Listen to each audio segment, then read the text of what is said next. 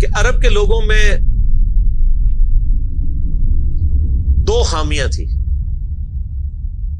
Number 1 چٹے ان پڑھ جاہل اجڑ، حتیٰ کہ انہیں باقی لوگ امی کہا کرتے تھے. امی نیرے ان پڑھ.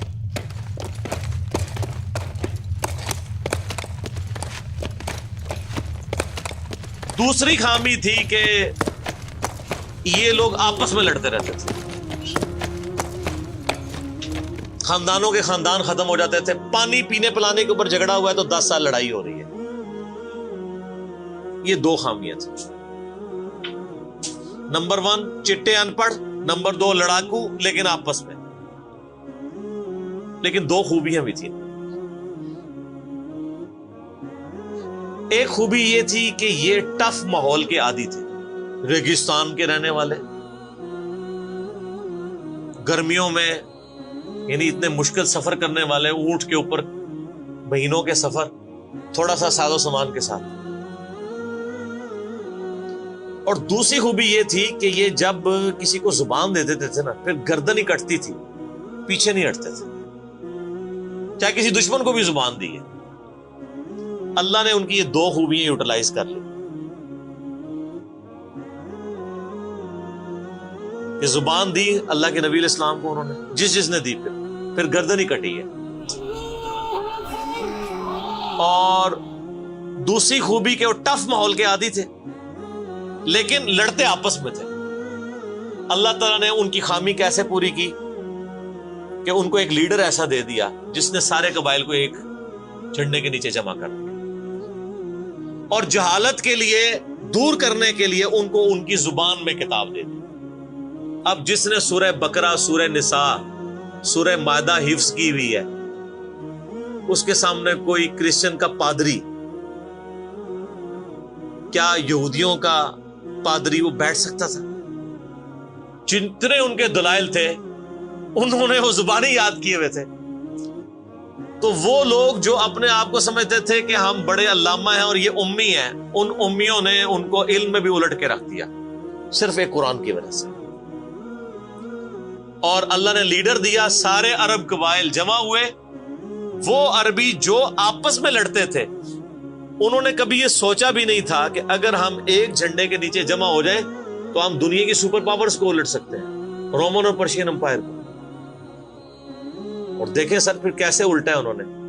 ود ان 17 ایئرز ہر چیز اڑا کے رکھ دی ہے. صدیوں کی سلطنتیں، لاکھوں کی ریزروڈ آرمیز رومن اور پرشینز کی پوری دنیا پہ حکومتیں کر رہی ہیں، جدید اسلحہ ہے.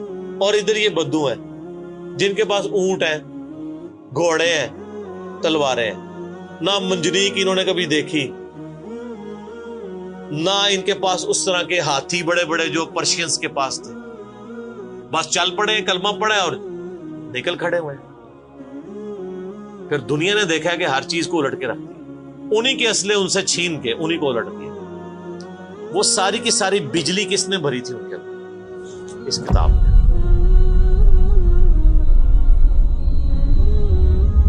یہ کتاب تھی. کتاب پڑھتے تھے، ایمان تازہ کرتے تھے. جہاد کا کیوں ذکر ہے اتنا قرآن کے اندر؟ کیونکہ اللہ نے ایک ایسی امت اٹھانی تھی جس نے تلوار کے زور پہ اکھاڑنا تھا رومن اور پرشین. ہم مانتے ہیں کہ اسلام تلوار کے زور پہ پھیلا ہے، لیکن یہ تصویر کا ایک رخ ہے. تصویر کا دوسرا رخ یہ ہے کہ جو بدماش صدیوں سے دنیا پہ حکمران تھے اور لوگوں کی رعایا کا استحصال کر رہے تھے، اپنی رعایا کا، ان پہ انہوں نے اتنے ٹیکسز لگائے ہوئے تھے. ان کو اکھاڑنے کے لیے کیا میٹھی میٹھی باتیں چاہیے تھی؟ طارق جمیل صاحب کے لیکچرز نے رومن اور پرشین امپائر اکھاڑنی تھی. یہ تو ان لوگوں کے لیے جو مسلمان ہو چکے ہیں. بدماش کب اپنی پوسٹ چھوڑتے ہیں؟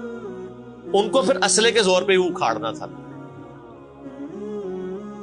اور پھر اللہ نے صحابہ کرام کی تلواریں مسلط کی ان کے اوپر. جب اکھاڑ دی، فریڈم آف ایکسپریشن مل گیا، پھر معاملات سیدھے ہو گئے. اس زمانے میں بادشاہ کا دین رعایا کا دین ہوتا تھا. اگر کوئی رعایا کہے نا کہ میں بادشاہ کے دین سے الگ ہوتا ہوں، قتل ہو جاتا تھا. آپ پتہ عیسائیت کیسے پھیلی ہے؟ یہ تو سارے بت پرست تھے. کانسٹنٹائن 2 جس کے نام پہ قسطنطنیہ شہر تھا جو بعد میں مسلمانوں نے فتح کیا، سلطان محمد فاتح نے، ٹرکی والوں نے اس پہ ایک فلم بھی بنائی ہے، اردو ڈبنگ کے ساتھ ہے، ایک ہی نشست میں آپ دیکھ سکتے ہیں 2.5-3 گھنٹے کی. جو فلمیں دیکھتے ہیں ان کے لیے، مولویوں کے لیے نہیں. تو اس نے وہ قسطنطنیہ فتح کیا، پھر اس کا نام استنبول رکھ دیا. وہ کانسٹنٹائن 2 جو تھا وہ کرسچن ہو گیا تھا. چونکہ وہ کرسچن ہوا تو پوری رعایا 3 براعظموں میں پھیلی ہوئی وہ کرسچن ہو گئی. ایسے کرسچینٹی پھیلی ہے. تو رعایا کو وہی دین رکھنا ہوتا تھا جو حکمران کا ہے. پہلے حکمران بت پرست تھا، عیسائیوں پہ ظلم ہوتے تھے. بعد میں جب حکمران ہی مسلمان ہو گیا، اس زمانے ظاہر عیسائیت اسلام کا ہی نام تھا، تو سارے پیچھے اس امام کے. یہ بڑا خطرناک معاملہ تھا. دوسری طرف پرشین جو ہیں وہ آتش پرست تھے، ان کے نیچے آتش پرستی کا دین چل رہا تھا. تو یہ پھر ضرورت تھی کہ فریڈم آف ایکسپریشن دیا جاتا. اسلام نے تلوار کے زور پہ ان کو اکھاڑا، ان کی بدماشیاں ختم کی، اور ایسی ختم ہوئی کہ بخاری مسلم کی حدیث ہے، نبی علیہ السلام نے فرمایا ان قریب کیسر ختم ہو جائے گا، پھر قیامت تک کوئی کیسر نہیں ہوگا. ہائے ہائے ہائے سر، یہ پروفیسیز اللہ کی تائید کے ساتھ ہی کوئی دے سکتا ہے. ان قریب کسرا ختم ہو جائے گا، قیامت تک کوئی کسرا نہیں ہوگا. دیکھ لیں 1500 سال ہو گئے ہیں، نہ رومن امپائر دوبارہ بنی، نہ پرشین امپائر دوبارہ بنی. حتیٰ کہ اب تو وہ کانسیپٹ ہی ختم ہو گئے، ملکوں والا کانسیپٹ آ گیا. اور اس زمانے میں یہ بات کرنا ایک ایسے شخص کا جس کے اوپر ایمان لانے والے گنتی کے لوگ ہوں، بہت بڑی بات. اور اللہ نے پھر اکھڑوایا. اور آج فریڈم آف ایکسپریشن ایسا ہے کہ آج تلاوت ہو رہی ہوتی ہے تو ٹرمپ بھی بیٹھ کے سن رہا ہوتا ہے. کیوں؟ حالانکہ وہ کرسچن ہے. فریڈم آف ایکسپریشن آ گیا. آپ جائیں امریکہ میں، آپ کسی مارکیٹ میں مسلح ڈال کے نماز پڑھیں، کوئی آپ کو منع نہیں کرے گا. الٹا آپ کے ساتھ سیلفیاں بنا رہے ہوں گے کہ یہ کیا ہو رہا ہے. تو پہلے کوئی سوچ سکتا تھا کہ فرعون کے سامنے کوئی نماز پڑھتا؟ جادوگروں نے ذرا سی بات کی، ایمان لے کے آئے تو میں تمہیں سولی دے دوں. تو یہ اسلام اس دور جدید کا خالق ہے.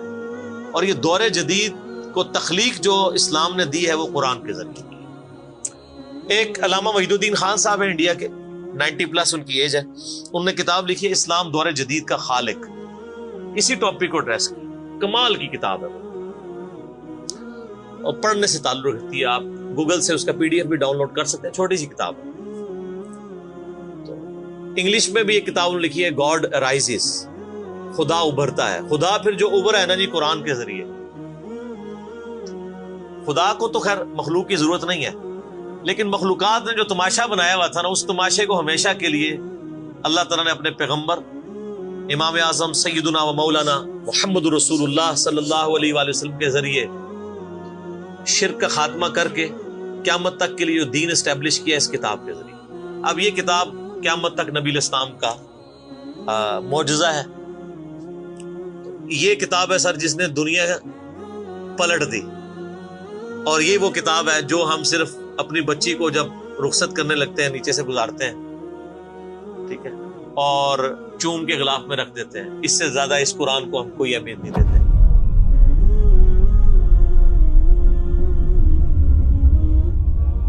حالانکہ یہ قرآن اس لیے نازل ہی نہیں ہوا، یہ تو ہماری کتاب زندگی ہے.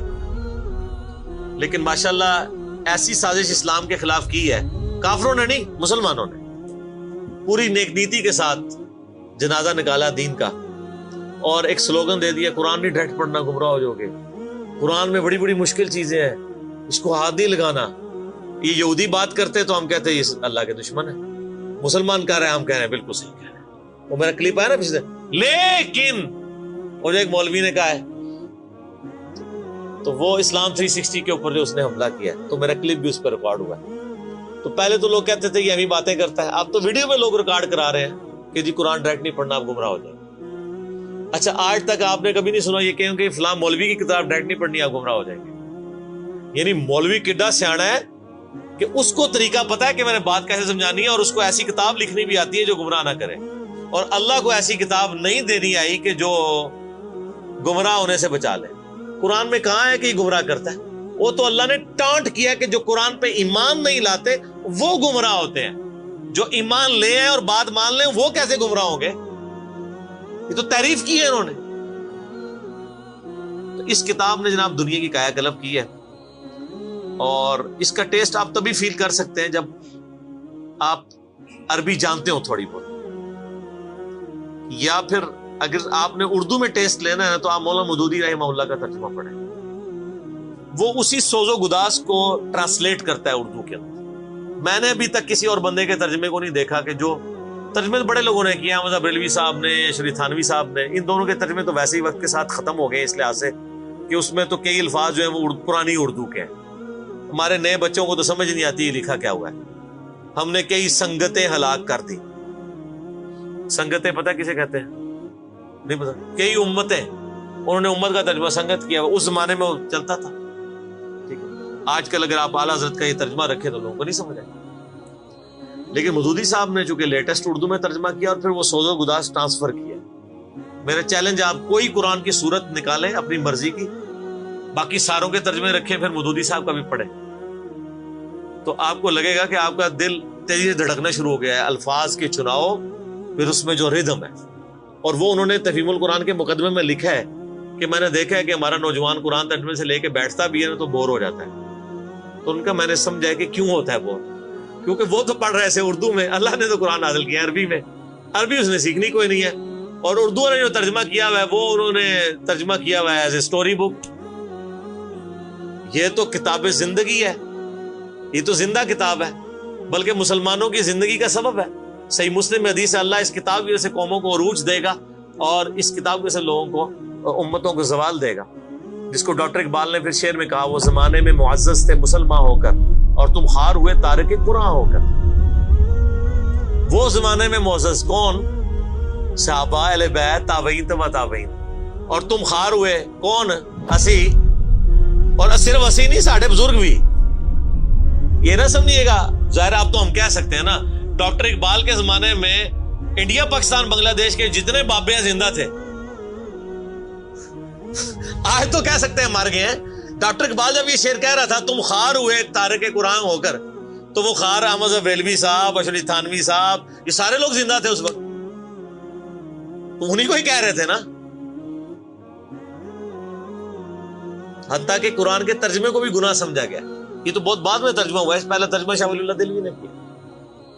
پہلے تو لوگ کہتے ہیں قرآن کا ترجمہ کرنے کی ضرورت نہیں ہے، اور یہاں لوگ کہتے ہیں بزرگوں کی بڑی خدمات ہے۔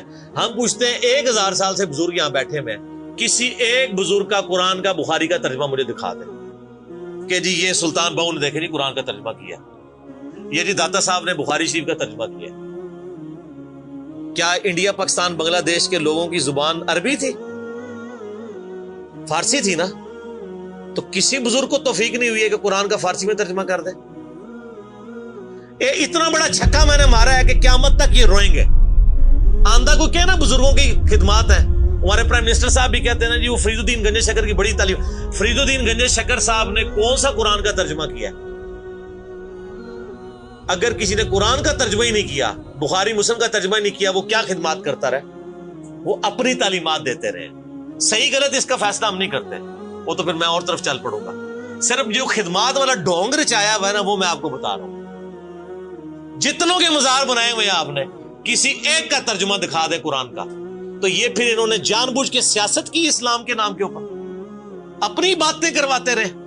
سر ان کو پتا تھا قرآن کا ترجمہ ہو گیا، سورہ زمر اور سورۃ الانعام اگر اردو میں آ گئی تو بابوں کو کس نے پوجنا ہے؟ سر بخاری کا اگر ترجمہ ہو گیا تو ساروں نے تو رفع الیدین سے نماز پڑھنی ہے، بابے سارے بغیر رفع الیدین والے نے۔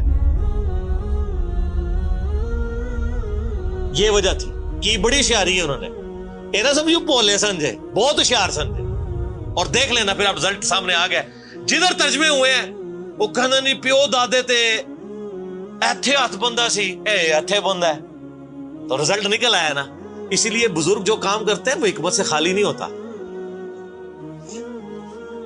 ہاں انہوں نے بڑی ہوشیاری دکھائی ہے آپ کے ساتھ، لیکن اللہ کا وعدہ ہے هو الذی ارسل رسولہ بالہدی ودین الحق لیظہرہ علی الدین کلہ۔ قرب قیامت سے پہلے دین کو غلبہ ملنا ہے، غلبہ بابوں کے ذریعے نہیں ملنا تھا، اسی کتاب سے، جس کتاب نے پہلے غلبہ دلایا۔ اب آج دیکھیں بچہ اینڈرائیڈ فون کھولے ہوئے ہے، کوئی آیت آتی ہے ترجمہ پڑھ لیتا ہے۔